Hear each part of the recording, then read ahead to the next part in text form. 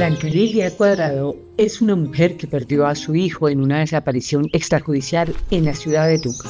Su historia en Un Tinto con Alma.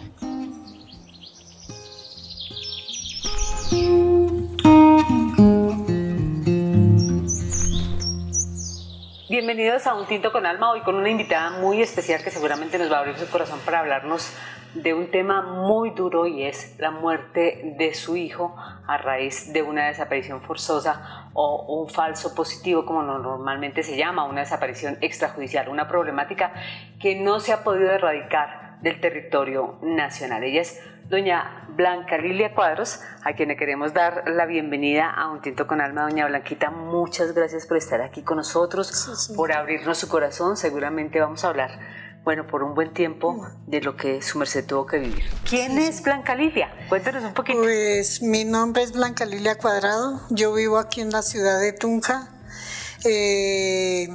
tengo 59 años. Soy madre de un muchacho que mataron acá en Tunja, de un falso positivo. A mi hijo se lo llevaron, lo mataron en una vereda que se llama Comesa Bajo del municipio de Socotá. A mi hijo se lo llevaron entre el 11 y el 12 de marzo a las 5:30 de la mañana lo mataron a él, miembros del batallón Tarqui de Sogamoso. Doña Blanca, cuéntenos un poco, bueno, ese tema de sentir que no estaba, de no verlo, y de cómo empieza la búsqueda de su hijo. Pues la búsqueda de mi hijo empezó porque yo no me encontraba aquí en Tunja, yo me encontraba en Bogotá trabajándole a una sobrina. Hubo un día que me llamó mi hija con mi mamá, y mi hija me dijo: mamá, Mauricio ya lleva 2-3 días que no aparece y yo presiento algo malo con mi hermano, por favor véngase. En ese momento pasó mi mamá y me dijo: Blanca, yo tengo el presentimiento que a Mauricio le pasó algo, por favor véngase ya. Así fue, yo llegué aquí a Tunja, coloqué denuncia en la fiscalía, llevé papeles, llevé lo que ellos me pidieron y coloqué el denuncio. Y ya después fue cuando la fiscalía se encargó de buscarlo. Ya ha llevado un tiempo, unos poquitos días. Ya estando yo en mi casa, la fiscalía, que era cuando quedaba ahí al frente de la Cruz Roja, un miembro de la fiscalía me llamó y me dijo: doña Blanca, ¿se puede acercar aquí a la fiscalía? Que necesitamos que venga hasta acá para mostrarle unas fotos, a ver si su hijo aparece ahí. Yo fui y ya estando ahí, yo estaba hablando ese día con una doctora, ella ahí en el escritorio, yo a este lado, y la doctora pues me estaba haciendo unas preguntas, yo se las contesté, cuando en ese momento ella recibió una llamada telefónica de un miembro de la fiscalía. Me lo hicieron pasar a mí, me dijeron: doña Blanca, ¿puede venir a la fiscalía que la necesitamos? Le dije: sí señor, yo estoy acá en el segundo piso. Dijo: esperen, me dijeron por teléfono: espérenme que ya vamos para allá. Cuando yo vi que la doctora estaba ahí de frente, y yo vi cuando ella volteó a mirar por encima de mi cara y se quedó mirando, entonces yo volteé a mirar así, y ya estaban todos los miembros de la fiscalía ahí, abierta gente. Uno entró, se presentó y me puso unas fotos, me dijo: doña Blanca, aquí tenemos unas fotos para ver si usted, de entre estas fotos está su hijo. Pues ellos ya sabían que mi hijo estaba muerto. Pusieron una foto primero de un muchacho, que yo inclusive tengo esa foto pegado en un álbum, y me dijeron: usted reconoce a este muchacho, de pronto lo llegó a conocer ahí en el terminal acá en el terminal de Tunja, en el terminal de transportes. Le dije: pues la verdad, yo toda la vida ando por ahí, pero la verdad no lo he visto. La foto que me mostraron era de un muchacho no muy moreno, se veía gordito, él quedó con los ojos abiertos y saliéndole como sangre acá por la boca. Le dije: no, pues la verdad yo nunca lo había visto, no sé mi hijo si de pronto lo haya conocido.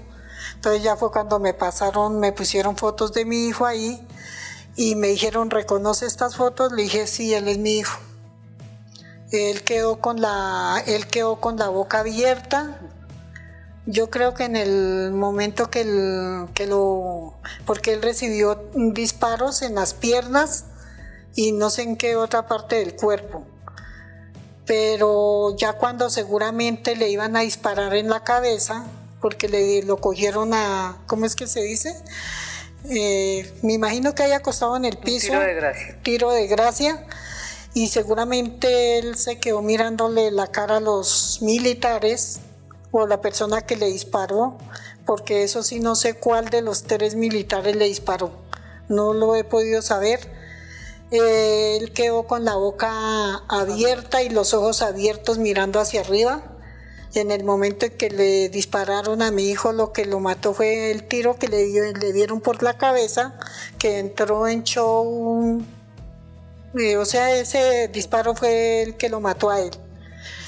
Y pues los militares que se lo llevaron de aquí de Tunja para matarlo por allá, en ese bosque de la vereda de Socotá, entre Socha y Socotá, pensaron que porque lo iban a meter por allá a un bosque donde no lo iban a encontrar o que de pronto no lo iban a reconocer. Entonces se equivocaron porque resulta que por ahí cerca no tan cerca habían fincas. Y ya a la madrugada, cuando escucharon los dueños de las fincas, escucharon los disparos, ellos salieron a mirar. Entonces ya cuando se acercaron vieron un montón de soldados como haciendo una rueda y se dieron cuenta que habían como matado a alguien. Entonces hubo unos señores de una finca que se fueron a acercar y los alcanzaron a retirar. Sí. Le dijeron que se retiraran, pero ellos vieron la cara de los militares, creo. Vieron cuando mi hijo estaba tirado ahí en el piso. Y pues la verdad no lo alcanzaron a vestir de pronto de guerrillero. ¿Por qué no lo vistieron de guerrillero? Porque salió la gente de las fincas por ahí cercanas y se alcanzaron a dar cuenta. Entonces ya seguramente no sé cómo harían el levantamiento, no sé. El caso fue que yo llegué aquí a Tunja, puse el denuncio, empecé a buscarlo en el terminal de transportes, el antiguo, lo pregunté con personas que lo conocían, sí, le quería preguntar eso justamente, ¿a qué se dedicaba él? Mi hijo se dedicaba a ayudar a conseguir pasajeros en el terminal de transporte. Para cuando viajaban para Cúcuta, Cartagena, por allá para todos esos lados, y lo que la gente le quisiera dar, unas monedas o una propina, lo que le quisieran regalar, y pues él vivía de eso. Quiero preguntarle cómo era él. Él era una persona más alta que yo, era muy simpático. Cuando se vestía de paño, una persona de la fiscalía, en esos días cuando yo les mostré esa foto, me decían que a él lo confundían con uno de la fiscalía. Sí. Y pues él era simpático, él era amoroso conmigo. Él tiene un sobrino que en ese tiempo él era pequeñito, y él cada vez que llegaba a la casa le llevaba un yogur con unas galletas, cualquier cosa le llevaba. A pesar de su condición. A pesar de la condición. O sea, que era una persona dadivosa, sí, también. A pesar de la condición que él tenía, pues él llegaba a la casa. Cuando él no llegaba a la casa, yo iba al terminal de transportes a buscarlo. Cuando yo lo lograba encontrar, lo llevaba para la casa. Lo llevaba y pues él duraba unos días en la casa, volvía y salía otra vez y así. Pero entonces la verdad yo no sé cómo. Pero no le hacía daño a nadie, era una persona. No, él no, porque resulta que en una de las audiencias nosotros, ni yo ni mi familia, ni mi hermana, que fue la que me estuvo acompañando en todo el proceso, no sabíamos que uno de la fiscalía lo conocía a él, y por ahí se encontraba con Mauricio, le brindaba un tinto, algo así, de pronto le preguntaba cosas y ese miembro de la fiscalía, pues nosotros quedamos sorprendidos cuando en una de las audiencias que se llevaron en Santa Rosa de Viterbo, en una de las audiencias llamaron a un testigo y resulta que uno de los testigos fue el mismo de la fiscalía. De la fiscalía, que fue el que nos ayudó a buscar, el que me mostró las fotos a mí, el que me estuvo acompañando hasta Socotá, después me acompañó hasta la morgue de Duitama, porque el cuerpo de mi hijo lo tuvieron que traer para la morgue de Duitama, porque por allá para esos lados no había nevera ni nada, entonces lo trajeron para Duitama.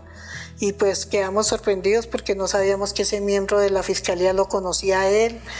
El fiscal le hizo varias preguntas, sí. Todo el mundo nos mirábamos unos con otros, con mi hermana, mi familia, porque hasta en ese momento nos enteramos que el señor de la fiscalía lo conocía a él, el señor de la fiscalía sabía cuál era el procedimiento que hacía mi hijo, en qué lugares se la pasaba él y todo.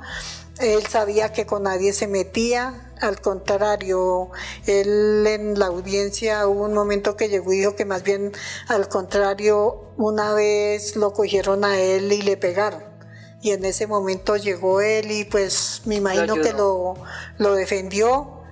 ¿Para qué? Fue un testimonio verdaderamente muy allegado en ese momento, porque ni siquiera nosotros como peleando como rechazándole cosas al de la fiscalía, pero no sabíamos que él era un testigo. Pues que había sido y cuando a mi hijo se lo llevaron del terminal de transportes, hubieron testigos. Hubo un testigo. ¿Eso a qué horas fue, doña Blanquita? Lo que a ustedes les han contado. Pues a mi hijo se lo llevaron pues como dice uno de los testigos que se lo llevaron como a las 11 de la noche. Pero la verdad no sé cómo harían para subirlo al carro del cabo primero, que se llama Yerbail Galvis Nieto. No se llama Yerbail Galvis. El cabo primero se llama Diego Hernán Moreno. Y Yerbail Galvis Nieto es el soldado profesional. Sí, que andaban los dos en el carro, un carro rojo, Mazda creo que era, y ese carro como que era del cabo primero. Y ellos vinieron varias veces aquí a Tunja, desde Sogamoso, pues para hacer inteligencia y a ver a qué muchachos o a quién más se podían llevar. ¿Lo persuadieron? Es decir, ¿usted cree que le dijeron vámonos, le llevamos pues a él? No, a él. El relato? Pues la verdad, el relato que yo sé es que a él le dijeron que le pagaban X cantidad de plata, sí, y que fuera a hacer una vuelta a Sogamoso. Él tuvo que haberse dado cuenta que ellos eran militares, por el corte del cabello, no sé, o si sería que iban disfrazados, no sé. Pero no sé cómo harían para engañarlo, para que se subiera al carro, porque él llegaba y cuando llegaba a mi casa, él me contaba que cuando veía un carro de vidrios oscuros, sospechoso, él se escondía. Tenía miedo. Sí, le daba miedo. Entonces, no sé cómo los militares lo engañaron, si fue que le dieron plata, le dijeron o no sé cuál fue la propuesta hasta el momento, no sé, que yo me pregunto, pero cómo hicieron ellos, cómo lo engañaron para poderlo subir al carro, porque él no se subía así como así. Antes de él y después de él, ¿hay más desapariciones forzosas o extrajudiciales en esa zona, en el terminal de transportes? Aquí del terminal de transportes hay más desapariciones. Distingo dos compañeras, que una de las compañeras vivía ahí por un callejón del terminal y al hijo de ella se lo llevaron también de ahí del terminal. Al hijo de otra compañera que se llama Ligia, al hijo de ella pues la otra compañera me comenta que a él se lo llevaron de ahí del terminal. No sé por qué, si estaría ahí, no sé qué estaría haciendo, porque según la mamá dice que él estudiaba, me parece que en la UPTC. No sé cómo era el horario de estudio porque trabajaba como de vigilante, algo así, y él como que se pagaba el estudio y iba a trabajar y así. Pero de acá de Tunja y de todo el departamento de Boyacá hay muchos falsos positivos que decían que aquí Tunja era un remanso de paz, pero acá no es ningún remanso de paz porque aquí hay muchas víctimas de falsos positivos. Doña Blanquita, ¿por qué cree que no se hablaba del tema? Es que mucho tiempo los medios de comunicación no dijeron nada, o sea, era una cosa muy oculta e incluso pues como un tabú el llevar eso a los micrófonos de emisoras y de periódicos y bueno, hablar del tema. Pues en ese caso, pues primero, ahí sí como dice mi mamá, se destapó la olla, fue con los falsos positivos de Suacha de Bogotá, y después fue cuando se destapó, ahí sí como dice mi mamá, se destapó la olla aquí en Tunja con el caso de mi hijo, porque el caso de mi hijo fue el que destapó la olla aquí de Tunja, de todos los falsos positivos de acá de Tunja. No, me imagino, o sea, perdóneme porque pues no quiero ser indelicada al preguntarle, pero yo ya la veo fuerte y sé todo lo que ha tenido que pelear, pero me imagino esos primeros días. Uy, nomás el día que me mostraron las fotos, me las pusieron ahí encima del escritorio, claro, eso fue terrible para mí porque tener que ver la foto de él, ¿cómo no lo iba a reconocer? ¿Cómo no lo iba a reconocer siendo que él quedó con la boca abierta y mirando hacia atrás? Yo creo que en ese momento que alguno de los militares le disparó en la cabeza, de pronto él estaría diciendo, o no sé si les alcanzaría a decir, no me maten, pero Dios. Le dieron un tiro de gracia. Y ellos pensaron que porque se llevaron a mi hijo por allá para el lado de entre Socha y Socotá, que no lo iban a encontrar, que porque no andaba con papeles. Ahí sí, como dice el dicho, se equivocaron conmigo porque yo me puse en la tarea a descubrir quién es, porque yo no sabía en esos días, ni la fiscalía no me dijo nada, aunque ellos de pronto sabían, pero yo no sabía quién lo había matado o por qué lo habían matado. Un día que me fui no me acuerdo si fue en Socha, sí, fue primero a Socha, a pedir un documento.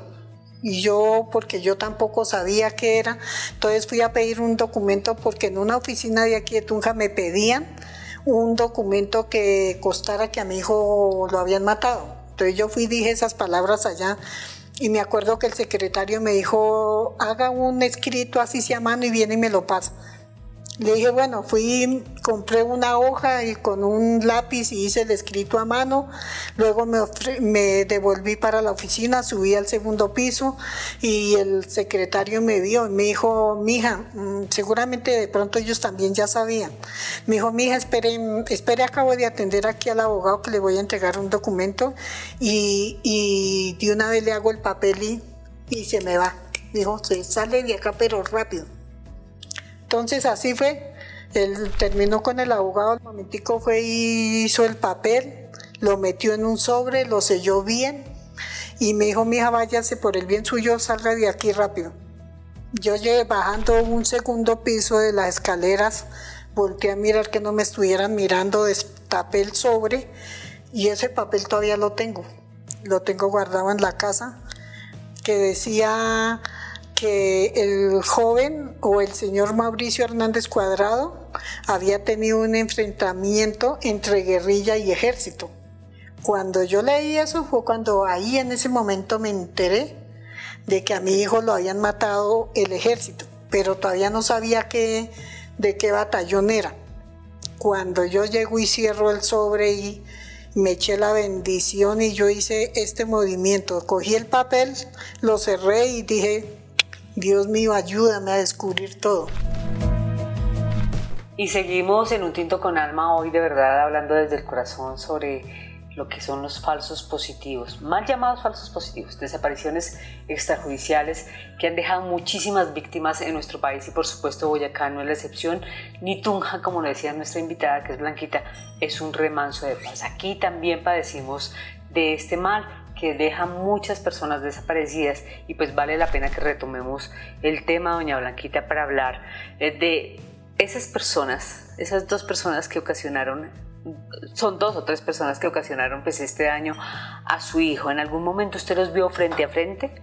Sí, yo los vi a ellos frente a frente, cara a cara.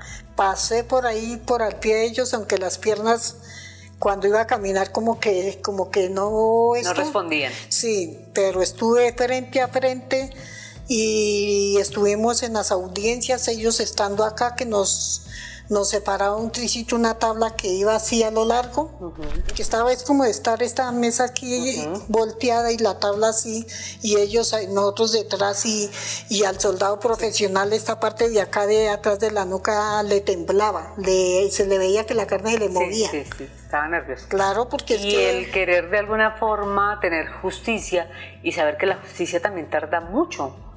Bueno, más sin embargo. Pues en el caso de mi hijo, pues fue rápido porque tanto la fiscalía, medicina legal, todas las personas que trabajaron en el caso de mi hijo, para qué fue muy rápido. Y al ser, pues ya yo misma conseguí los periodistas, estuvo el 7 días, el extra. Yo tengo recortes de todo eso, de los militares, de las caras de los militares. Cuando yo me atravesaba con ellos en las audiencias, apenas nos miraban y se reían. Se reían. Se reían de nosotros. ¿Y cruzó palabras usted con alguno de ellos?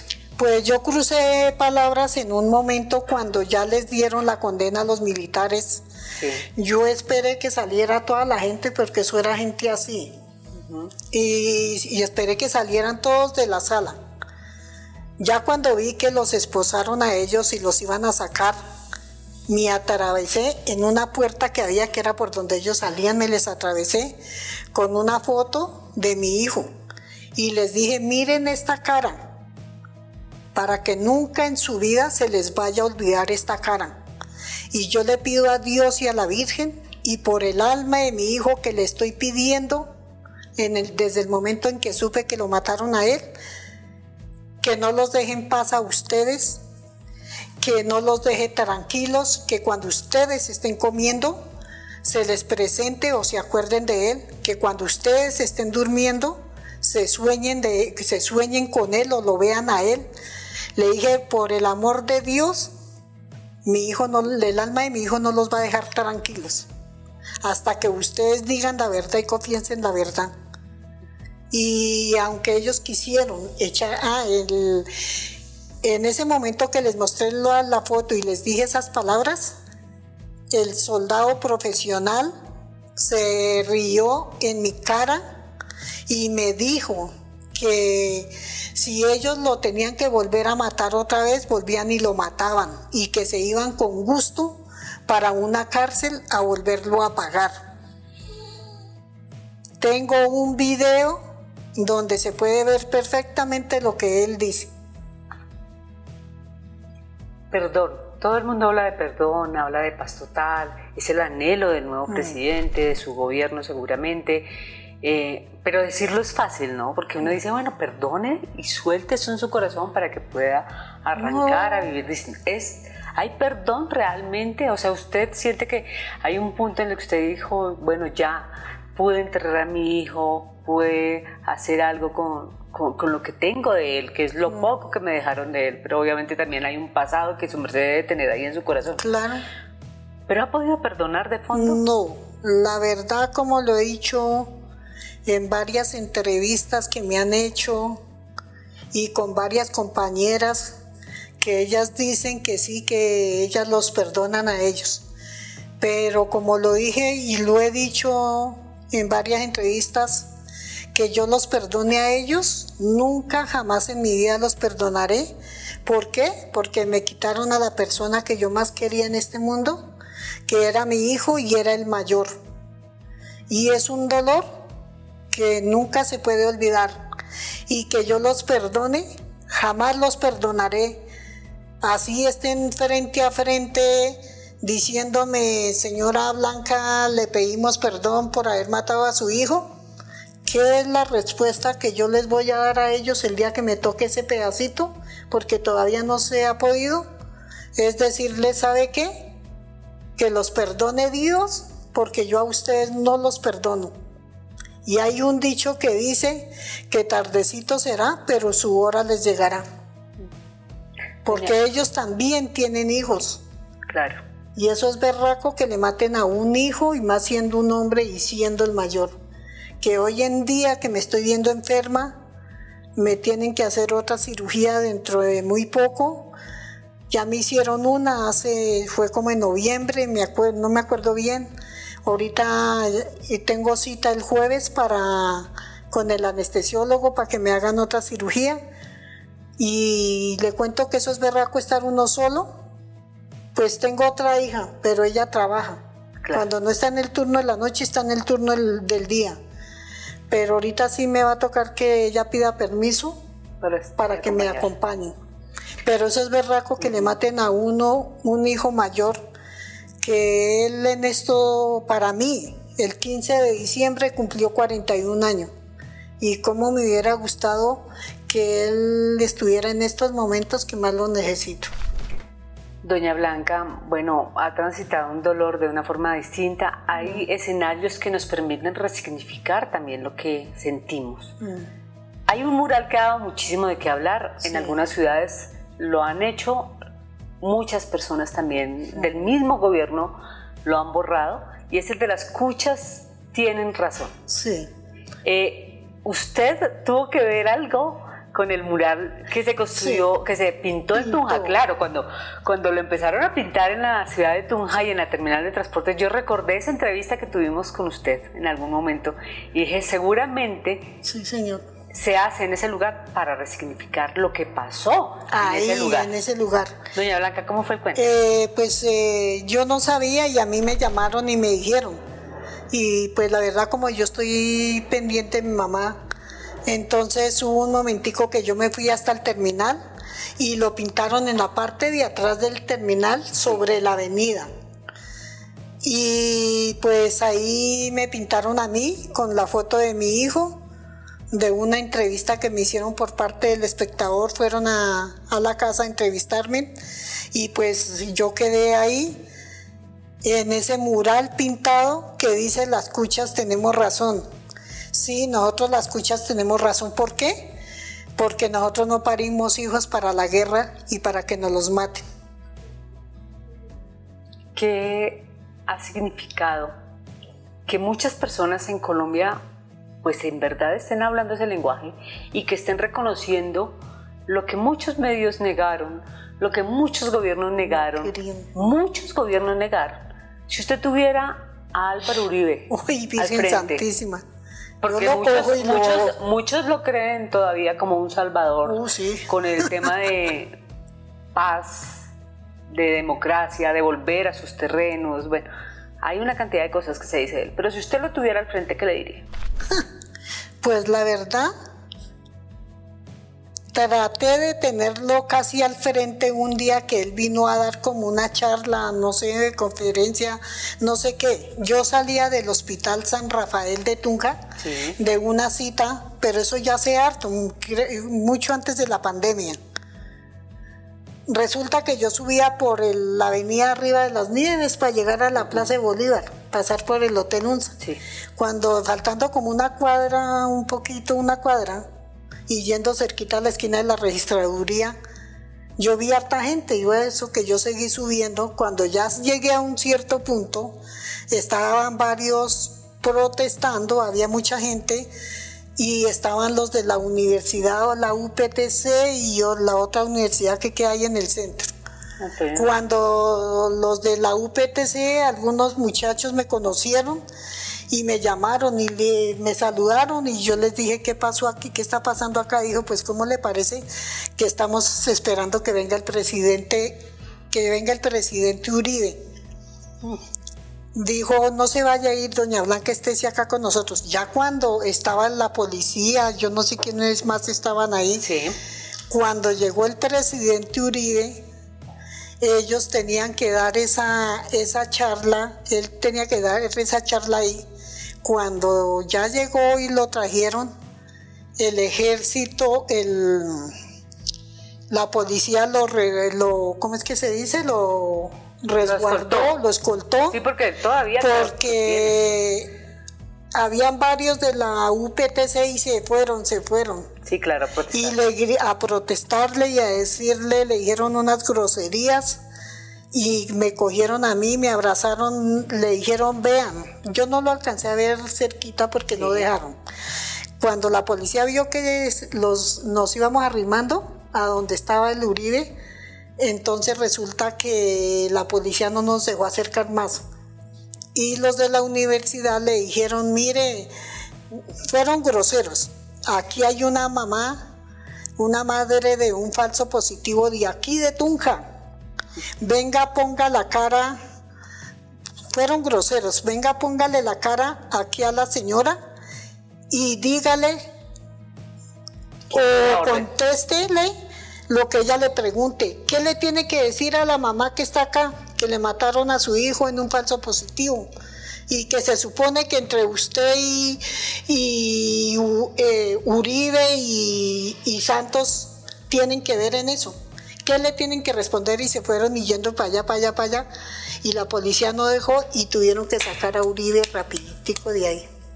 Porque donde yo lo tenga de frente, y como me gustaría algún día tenerlo de frente y decirle es que usted no pudo, pero su mujer sí parió hijos suyos, hijas suyas. ¿Usted qué sentiría que le mataran a un hijo suyo y que ojalá fuera un hombre y fuera el mayor? Pues es que usted no tiene familia, no tiene hijos, porque ustedes entre usted y Santos dieron la orden. Le pidieron rendimiento a las Fuerzas Armadas. ¿Dónde estaban los resultados de todo lo que el ejército estaba haciendo? ¿Qué fue lo que se pusieron a hacer? Ahí no les pagaban por cada muchacho que mataran de un falso positivo y que lo presentaran como guerrillero muerto en combate o que hubieron enfrentamientos. ¿Cuánto les pagaban? No les pagaban 3 millones de pesos, les daban un ascenso y los mandaban no sé cuántos días o cuántas semanas o cuántos meses a vacaciones, como si no estuviera pasando nada. Pero aquí en Tunja se equivocaron conmigo porque yo sí me puse en la tarea de comprobarles que mi hijo no era ningún guerrillero. Y hoy nuestro tinto con alma de verdad que es un tinto bien sentido, es complicado. A veces hay tintos dulces y a veces nos tenemos que tragar literalmente tintos amargos. Y hoy nos tomamos un tinto amargo pero con mucha alma, diciéndole que hay muchas personas que sentimos de alguna manera ese dolor y que también estamos ahí para soportarnos los unos a los otros como comunidad. Pero así como hay personas que de verdad pues decimos, hombre, esto es una cosa muy complicada, hay otras personas que piensan que las víctimas están allí para sacar provecho económico. ¿Qué tan cierto es esto? Pues... Y eso tiene que ver mucho también con la Justicia Especial para la Paz y bueno, un montón de cosas. Quiero que nos dé un panorama claro de cómo se vive eso en nuestro país. Pues de pronto habrán algunas personas que están esperando que les paguen. Que los indemnicen. Que los indemnicen. Pero como habemos otras personas que queremos que hagan es justicia, como en el caso de mi hijo, que hagan justicia, porque a las personas que mataron a mi hijo, que estaban activos al batallón Tarqui de Sogamoso, que se llama Diego Hernán Moreno, que es el cabo primero, y el segundo es un soldado profesional, Yerbail Galvis Nieto, que fueron los que se llevaron a mi hijo de aquí de Tunja. Condenados. A ellos los condenaron a 56 años de prisión, pero la misma edad porque se acogieron a la Justicia Especial de la G, y no pagaron, de esos 56 años de prisión no pagaron sino 3 o 4 años de prisión no más, y hoy en día están en libertad. Supuestamente dicen que se tienen que presentar cada mes a la G para rendir declaraciones o lo que les pregunten allá, pero ¿cómo voy a saber yo si eso es verdad, si se están presentando o no? Porque mientras que ellos están en libertad, contentos por allá disfrutando con su familia, en cambio yo sí estoy sufriendo aquí en Tunja y luchando y seguir luchando para que el caso de mi hijo y el caso de muchos falsos positivos que hay aquí en Tunja no queden en la impunidad. Le quiero preguntar por algo que a mí me paraliza. Ángela Merchán la paraliza algo y es el miedo. El miedo, por ejemplo, a hablar. El miedo a decir. A mí me han pasado muchas cosas de las cuales yo no hablo todavía por miedo, pero yo la veo a usted como un roble, la veo firme, como fue al inicio, cuando empezó a hablar con fuerza. ¿Qué la impulsa a hablar como habla? Pues yo empecé así cuando supe que los que habían matado a mi hijo eran miembros del batallón de Sogamoso, y más cuando estuve en las audiencias, que las audiencias se llevaron en Santa Rosa de Viterbo, pues más fuerza me dio de seguir sacando el caso de mi hijo adelante y comprobar de que mi hijo no era ningún guerrillero como ellos estaban diciendo. Tuve una entrevista también en ese tiempo con el juez de instrucción penal militar allá en el Tarqui. Quería que le firmara unos papeles. Yo no le quise firmar nada y él me hizo sentir mal por unas palabras que me dijo. Y a lo último le dije: señor juez, pues no soy tan inteligente, pero yo entiendo que cuando hay un enfrentamiento entre ejército y guerrilla, son varios del ejército o varios de la guerrilla. Y resulta y sucede, señor juez, que el único guerrillero era mi hijo, y al único que le dispararon fue a mi hijo, que resultó muerto con varios disparos, y ninguno de sus soldados, porque habían dicho que mi hijo había disparado, les había disparado, pero se equivocaron, porque resulta que en la mano derecha, en este dedito, mi hijo tenía una fractura. Y no me acuerdo qué otra cosa era que tenía, y a él cuando iba a coger algo pesado o a alzar algo pesado le dolía esta parte y la mano, porque tenía una fractura, me acuerdo que era como en este dedo. Y yo le dije al juez, él no era ningún guerrillero, y les voy a comprobar que no, y así fue, les comprobé que mi hijo no era ningún guerrillero. Y fuera de eso, le dije: ustedes se equivocaron conmigo. Le dije: señor juez, discúlpeme, con todo el respeto que usted o los que están aquí se merecen, pero les voy a comprobar que mi hijo no era ningún guerrillero del Frente 28 de la FARC, como ustedes están diciendo.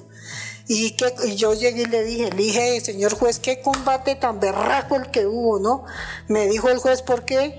Le dije: porque el único guerrillero muerto y el único supuestamente guerrillero era mi hijo.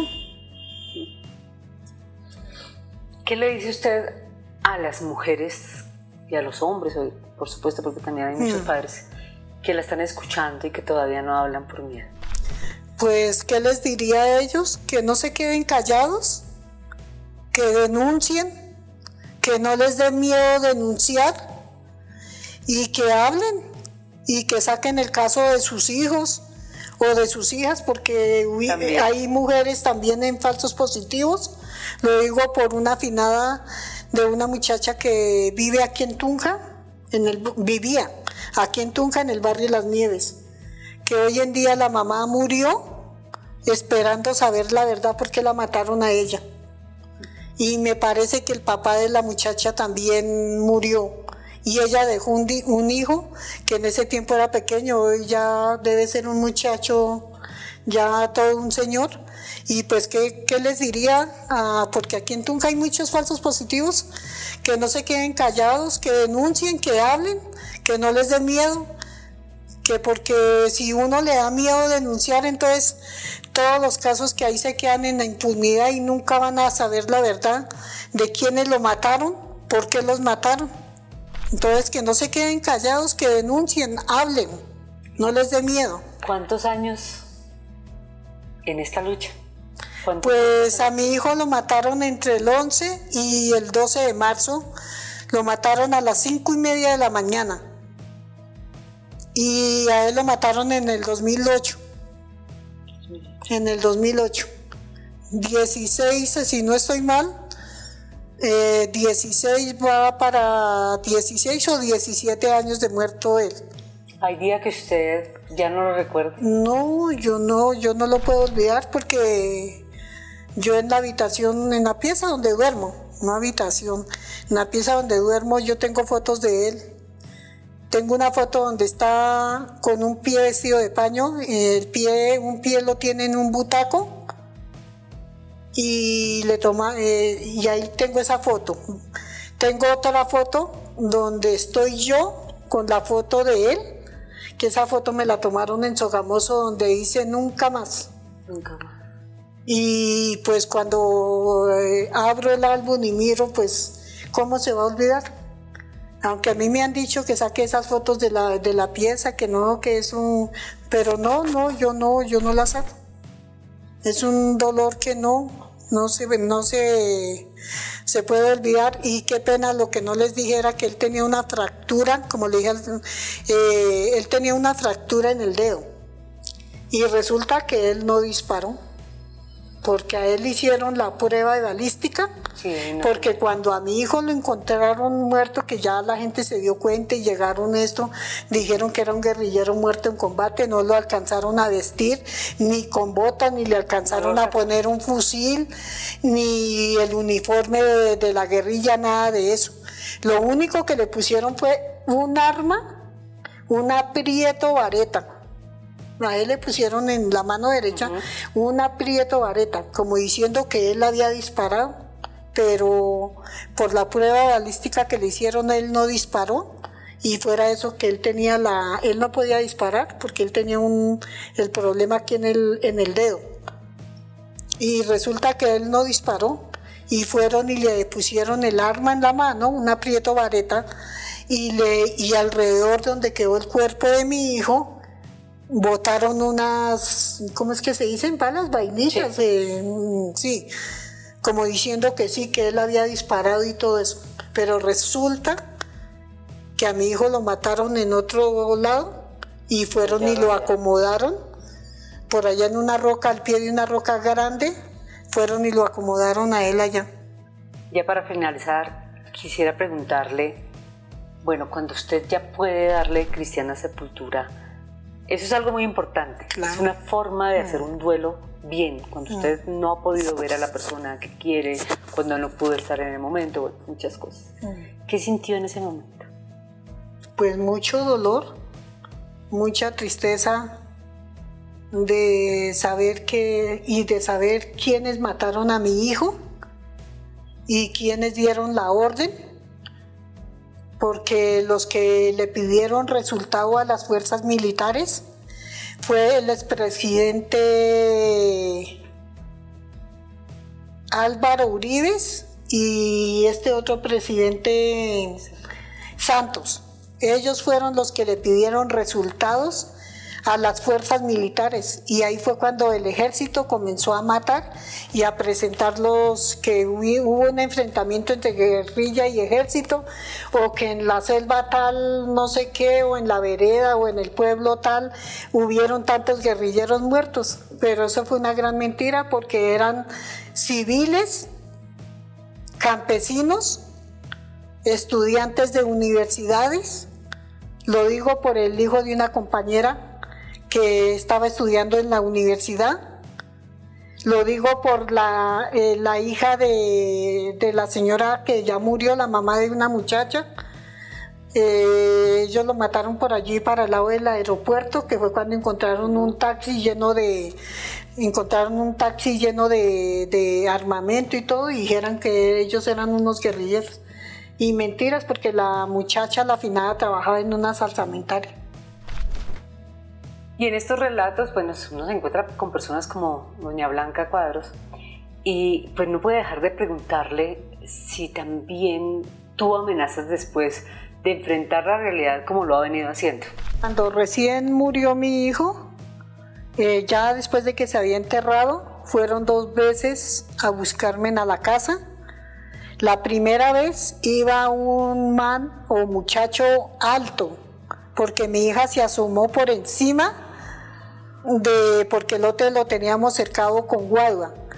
Y había por dentro del lote había un montón de piedras y mi hija se asomó por ahí. Mi hija dice que era un muchacho alto y ella le dijo a la orden, dijo, hágame un favor, la señora Blanca Lilia Cuadrado, no, ella no se encuentra, ella ya no vive acá, si gusta dejarle alguna razón, un número de teléfono para que se pueda comunicar con usted. Entonces, ¿qué le dijo ese muchacho a mi hija? Le dijo que no, que solamente querían hablar conmigo y no con nadie más, sino solamente hablar conmigo. Esa fue la primera vez. Y el man salió hacia la parte de abajo de la casa, de la calle, y dicen que a la vuelta había un carro donde lo estaban esperando, pero a leguas se sabía que era un militar. La segunda vez que me fueron a buscar, yo tampoco me encontraba. Fueron 2 manes vestidos totalmente de negro, con pasamontañas, fueron en una moto, me preguntaron, le dijeron que yo no viví, que yo ya no estaba ahí, que le dejaran un teléfono, algún número o algún sitio donde yo me pudiera comunicar con ellos, porque estaban confundiendo a mi hija conmigo. Pero cuando ellos ya se dieron cuenta que mi hija no era yo, entonces le dijeron, dígale a la señora Blanca que si no quiere resultar con la boca llena de moscos, como le pasó al hijo, que es mejor que se quede callada, se quede quieta y no haga nada. Yo estas amenazas, tan pronto llegué acá a Tunja, me dijeron de lo que habían ido a buscarme. Yo de inmediato me fui para la fiscalía, coloqué denuncio, llamé de inmediato a mi abogado, le dije de que me habían ido a buscar. En una de las audiencias, no me acuerdo en cuál de las audiencias, mi abogado habló con el señor juez, le dijo, señor juez, me da la palabra, así como hacen ellos. Y el juez le concedió la palabra al abogado y el abogado le dijo, mire, yo quiero dejar aquí en esta sala de audiencias y ante su señoría de que aquí bueno, no me acuerdo la palabra que dijo, a ella fueron a amenazarla, a buscarla 2 veces a la casa y le dijeron le dejaron esta razón, esto y esto le dejaron, que si era mejor que se quedara que si no quería que resultara lo mismo que le pasó al hijo, que era mejor que se quedara con la boca callada y no hiciera nada. Entonces el señor juez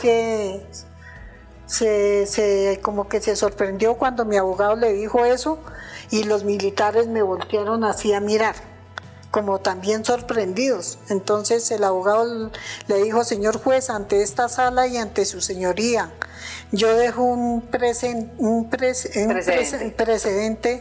de que si algo le llega a pasar a la señora Blanca o a algún miembro de su familia, los únicos culpables son ellos porque han ido 2 veces a la casa a buscarla, como para que se quede callada y que no vaya a contar o no haga nada. Sabemos que no se quedó callada, que hoy está reconociendo esta realidad que es dolorosa, pero que hay que hablar de esto.